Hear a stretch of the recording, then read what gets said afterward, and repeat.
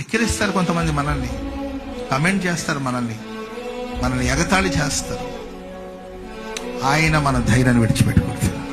ఆమెను చెప్పడం గట్టిగా, నీవేం చేస్తావు, నీ వల్ల ఏమవుతుంది, నీవేం చేయగలుగుతావు, నీవేం మాట్లాడగలుగుతావు, నీకేం వచ్చు, నీవేం చేయగలుగుతావని నిన్ను కించపరిచి నీవు క్షీణించిపోయేటట్లు, నీవు కృంగిపోయేటట్లు నిన్ను అవమానపరిచి అవమానకరమైన మాటలు మాట్లాడతారు కొందరు.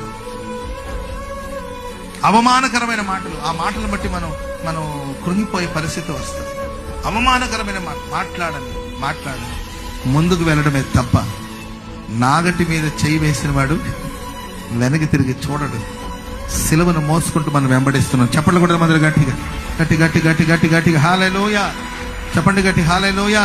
ఒక్కసారి సిలువను మోసాము, ఇక వెను తిరిగి చూసేదే లేదు. ధైర్యంగా ముందుకు వెళ్ళిపోవడమే.